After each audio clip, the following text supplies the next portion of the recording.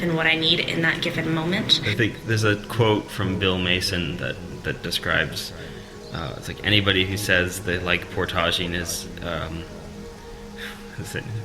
either a liar or crazy, and there's some truth to that. I think it's the portage is a necessary evil. I think where it's each portage you do hopefully takes you one step further into wilderness. So the more portages you do, the less likely other people will do them, and then you'll get closer to sort of the heart of the wilderness and being able to live out there without other people, or at least other people you might meet out there. Hopefully the more portages you've done will be like-minded, and you'll find kinship within that, and that's interesting to me.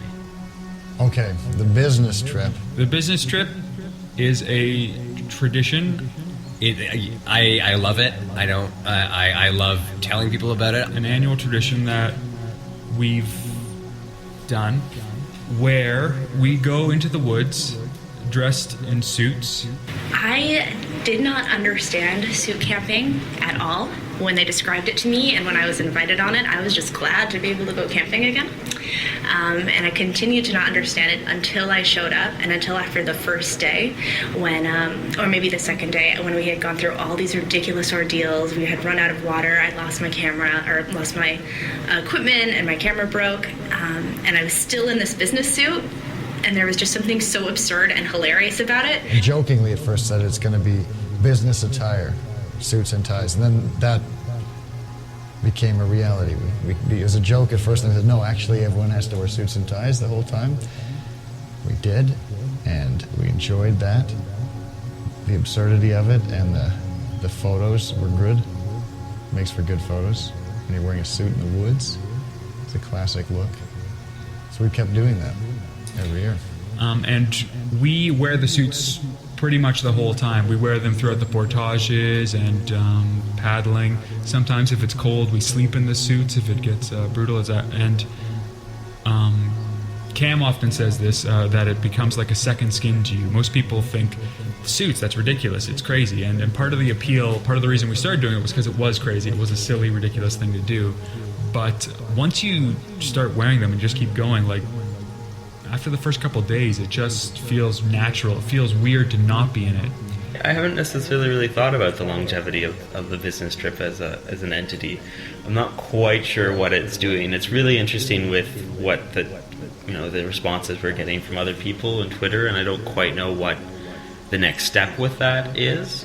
I would hope that it continues to be an annual thing. That it's nice camping with all the participants, and to continue doing it that way. There is something about, it's kind of hard to imagine camping not in a suit now. There's something about a suit that's just kind of like, yeah, it's kind of what you do. It's oddly functional and oddly practical, and kind of works in a way. So I think that wearing suits and continuing that is kind of good. I wouldn't like to go camping any other way. I'm that into wearing a suit in the woods. Advantages, it looks cooler. Advantages, there's many layers. You can take off, you're wearing a three-piece suit, you got a jacket, keeps the bugs away, a vest underneath, you can take the jacket off, you still have a vest on, still looks sharp. Tie, not that helpful, but still kind of cool. Pants, you wear them anyway. So for me, I don't know, why not? I mean, you get a nice wool suit. People wearing suits in the woods back in the day, I don't know. Why would it be better to wear any other kind of clothes?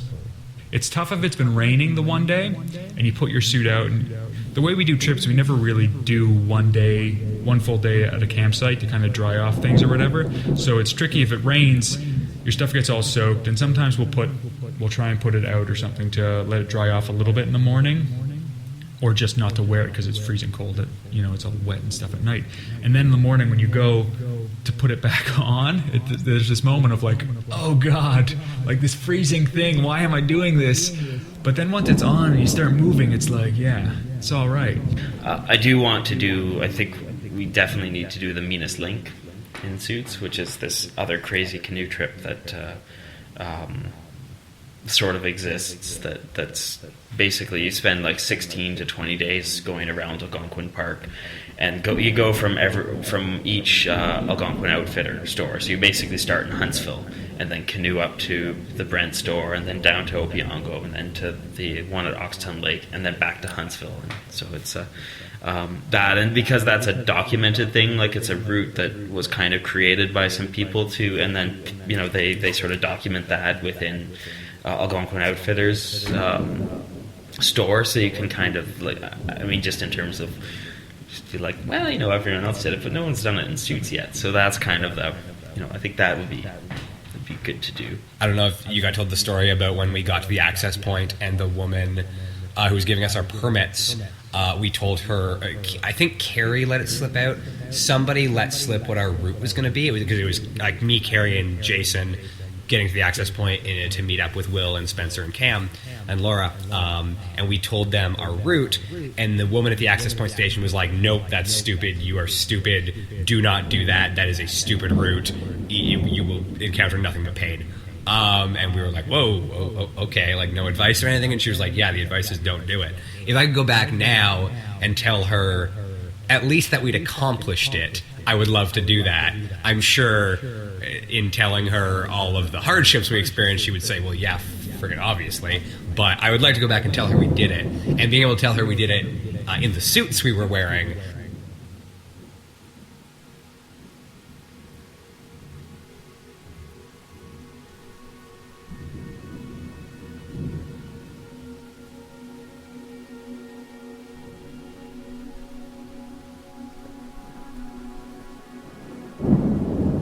I think the most difficult part of camping for me is when things go wrong and other people can't deal with them well.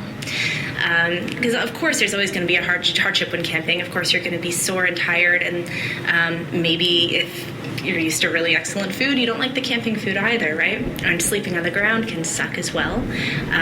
But for me, I don't mind it so much, but when other people start getting antsy or start snapping at each other, that's what bothers me more than anything else. That is tough. It is tough when other people get upset. It does put a damper on everything. You're like, I wish we could. But that's the same thing of just living with people, like when you're in close spaces with anybody for a certain amount of time, personalities clash, and like you're gonna have headbutting. It's just too bad you can't in those moments like, okay, I'm gonna go to my room for a bit or something because you're together. What can you do? That mountain, the hill we climbed where Spencer got stung by the bees. Yeah, that was for me the one time on a trip where I really felt like usually it can get close to that breaking point but not go over it. I pride myself on that, but that was like the one time where it's like, yeah, that broke me. But, not permanently. When Spencer got stung by the bees, I was very concerned as well. I was so dehydrated, I was literally shaking. And it was a long trek of running out of water and being very tired. And then we hit a mountain, which we had to ascend. It was a very, very steep hill. And I couldn't get my canoe up myself. It was simply literally too steep to have it on my head. So Will and I had to suitcase it and just like pull it up, like just inch by inch, like foot by foot. And it was murder. It was probably the hardest thing I have done in a very, very long time. And I was very thirsty. I was very angry because I evidently get very angry when I'm thirsty. And Carrie had just lost her bedroll, and I was very angry that we couldn't go back for it because we were already too far, whatever. We finally got the canoe to the top of the hill, and we had left another one back down at the bottom, and I said I can't bring this up yet. Like I don't have the strength within me. I'm too thirsty, whatever. And everybody else just basically collapsed, and no one was even speaking. And when you get to the point where you're so tired and broken, like no one was saying anything. But Will and myself had to go and get this last canoe that was down there, and carry it up. And I was like, fine, I'll go and bring the damn canoe up, even though I already brought a canoe up and a bag. But I was still able to stand, so I did that. And then we were pulling this canoe up. Like it's like climbing with a canoe in one hand, and like you're lifting yourself on these tree trunks and on trees, just trying to support your weight and pull the canoe up the hill. And as they were coming up, Spencer, of course, grabs the log that's stuck in the ground and pulls. And it was just a hornet's nest inside of it. And they went on my face, and they're stinging my face. I dropped the canoe and was screaming. I don't even know what. It was that kind of screaming that I always, they talk about in vocal class of a really open, like a resonant, huge scream that's not a strain in the voice. It was certainly a very blood-chilling cry to hear in the woods. I mean, Spencer doesn't swear that much, but that was certainly a very loud exclamation of swearing. Apparently, what I said, according to some people, was 7 hells. I don't know why I would say that or if I ever have, but things like that. I was cursing, and then, dropped the canoe. Everyone was silent. Everyone else, the weirdest thing is I was screaming, and everyone else was just silent and looking at me. It didn't occur to me until much, much later that I feel kind of bad that, like, he had to go down there because I was too tired. I do feel bad about that, and I'm going to probably try and keep that in mind on future trips, that, like, if I don't do it, somebody else is going to have to, which is usually how I treat work in general. Usually it's like, no, I got to do it so somebody else doesn't have to. At this point, I was too fucking thirsty. I couldn't deal with it. So he got stung and started screaming, and we found him some after bite, and it was terrible. And I'm, to this day, amazed that he didn't just lose his shit and throw it up. Because, like, literally that happened, and, like, probably 15 minutes later, when we couldn't figure out where to go again, I threw my canoe off my head because I was, again, just furious. So, like, he really dealt with thirst and pain much better than I did.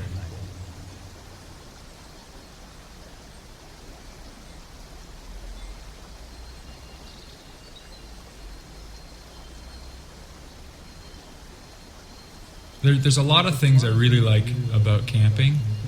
One of the things for sure is the connection with the other people. There's something like so great about just going through a special experience with a bunch of other people who are